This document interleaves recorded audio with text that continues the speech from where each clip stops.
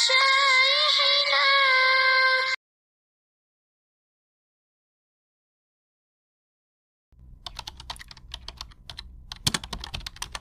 Dakwah lurus, tahu-tahu menggok, gitu.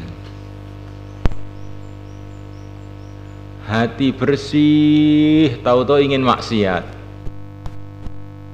Ini namanya fitnah. Nah, ini obatnya ini, ya, obatnya ini. Kita untuk supaya kita tidak terkena fitnah-fitnah. Harta. Fitnah, macam-macam fitnah, dan itu semua terkumpul, Masya Allah, dan dilipat gandakan dalam diri Dajjal. Fitnah kekuasaan, fitnah keajaiban-keajaiban, fitnah teknologi-teknologi yang gaib maupun yang zahir, semua terkumpul dalam diri Dajjal. Maka kita membaca surat ini dengan istiqomah, dengan harapan kita nanti tidak kena fitnah Dajjal maupun fitnah-fitnah yang di bawah Dajjal.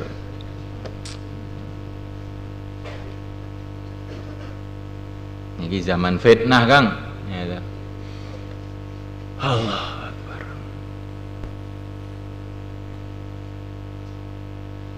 Maka seorang sahabat, seorang ulama mengatakan, apakah kamu tahu tandanya kamu itu sudah kena fitnah atau dalam keadaan selamat dari fitnah? Tandanya itu apa?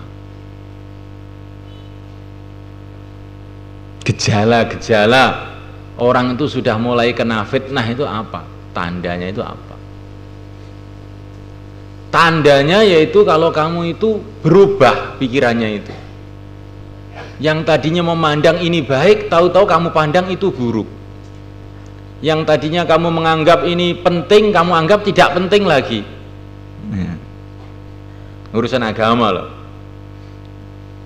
Kamu asalnya menganggap bahwa ini dakwah ini penting. Tahu-tahu pikiran kamu berubah, sudah nggak penting lah dakwah itu. Tadinya berpikir bahwa ngaji itu penting, kemudian berubah pikiran. Lebih baik makomi daripada ngaji terus begini. Tadinya berpikir bahwa menjaga amalan-amalan itu penting, kemudian berubah pikir. Ini enggak terlalu penting lah ini. Ini tandanya orang itu sudah mulai kena fitnah. Tadinya berpikiran kita harus menjauhi syubhat-syubhat, jangan makan micin, tahu-tahu kok berubah, alah dikit-dikit gak apa-apalah,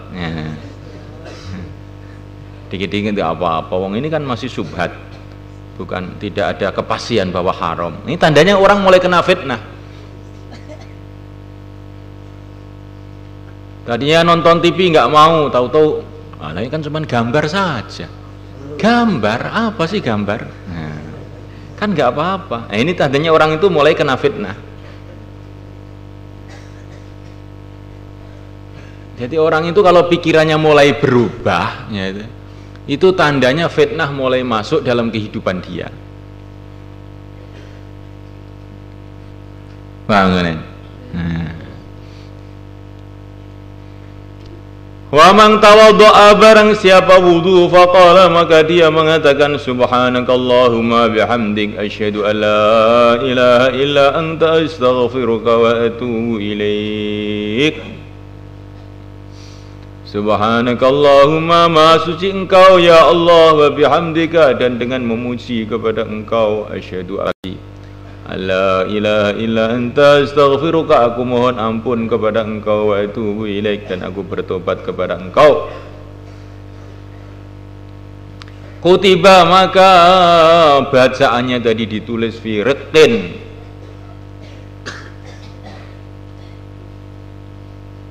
di dalam riq. Riq ini adalah satu kertas tipis, zaman dulu itu satu kulit tipis yang biasa digunakan untuk menulis. Firiqin dalam lembaran gitu aja. Asal mulanya riqin itu maknanya kulit tipis yang untuk menulis. Tsumma ju'ila, kemudian dijadikan fi taba'in, di dalam satu wadah yang tertutup. Falam yuksar, maka tidak akan dibuka ila yaumil qiyamati, pada hari kiamat, sampai hari kiamat.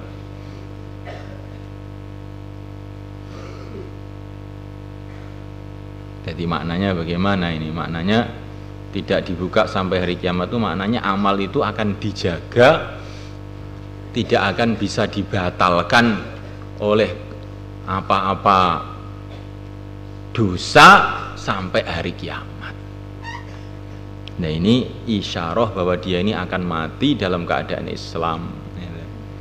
Jadi kalau orang itu rajin mengucapkan ini, doa ini ada tanda-tanda dia ini akan mati dalam keadaan Islam. Karena orang itu walaupun amalannya bagaimanapun juga hebatnya, kalau dia murtad, naudzubillah, ya, maka akan hilang semua kan amalannya itu.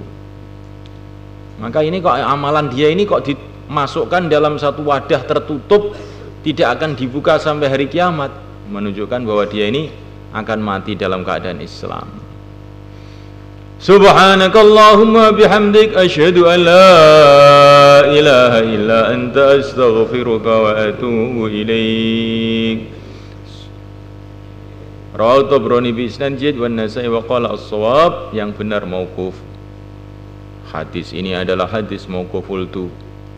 Wa in kana, walaupun adanya hadis ini mauqufan, hadis mauquf, fasabiluhu, maka utai jalannya hadis ini, maksudnya kedudukan hadis ini, sabilul marfu, adalah seperti kedudukannya hadis marfu.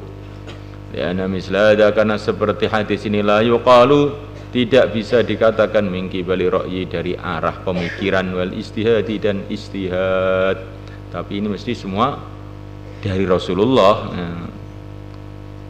Walaupun ini hadis ini sebagian ulama mengatakan ini bahwa dari Abu Sa'id Al-Khudri, tapi pasti Abu Sa'id nggak mungkin dari beliau sendiri, pasti dari Rasulullah.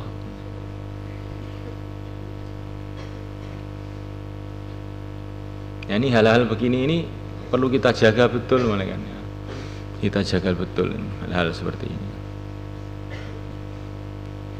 Alhamdulillah, summa alhamdulillah, kita ini sekarang ini dalam keadaan kebaikan, ngaji, dakwah, zikir, ya enggak? Dalam kebaikan. Tapi apakah kebaikan ini akan terus? Ini loh yang jadi masalah ini. Apakah kita akan bisa bertahan dalam kebaikan ini sampai mati? Nah, ini yang kamu perlu renungi betul-betul. Apakah kebaikan ini bisa bertahan sampai mati atau tidak? Karena innamal a'malu bil khawatim, amalan itu nilainya akhirnya. Maka amalan-amalan yang dikatakan dalam hadis-hadis itu akan menjaga kita dari fitnah. Ada isyarat-isyarat akan dapat syafaat oleh Nabi, di doa habis azan akan mendapatkan syafaat. Yang ini maknanya juga orang itu akan mati dalam keadaan Islam, seperti doa-doa ini juga. Terus juga amanah Rasul yang dikatakan juga untuk menjaga iman dan sebagainya. Ini harus kita jaga benar-benar. Amalan-amalan yang menjauhkan kita dari fitnah, kita jaga benar-benar.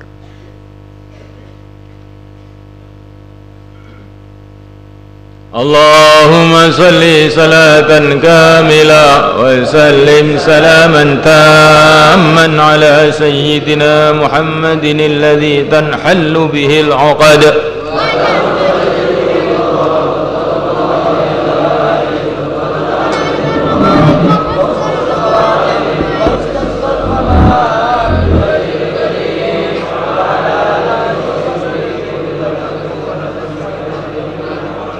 Allahumma salli salatan kamilah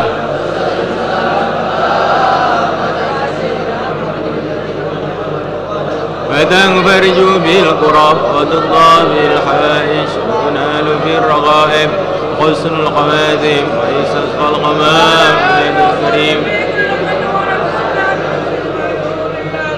اللهم صل صلاة كاملة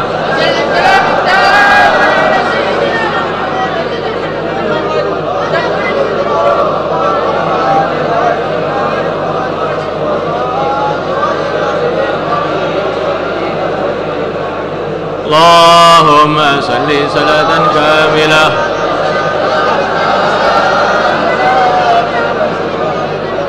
فتنفرج بالكرب وتقضى به الحوائج وتنال بالرغائب حسن الخواتم ويستسقى الغمام بوجه الكريم وعلى آله وصحبه في كل لمحة ونفس بعدد كل معلوم لك اللهم صل صلاة كاملة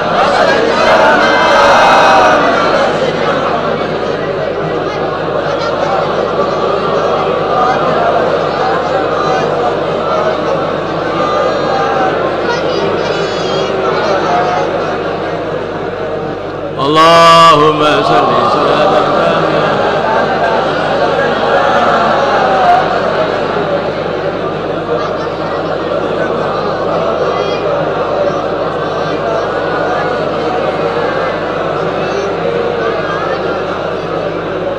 اللهم صل صلاة كاملة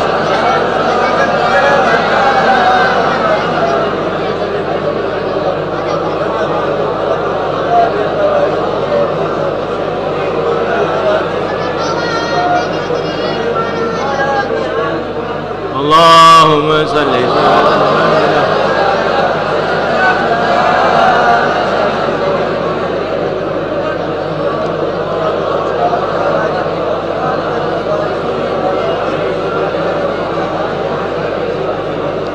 اللهم صل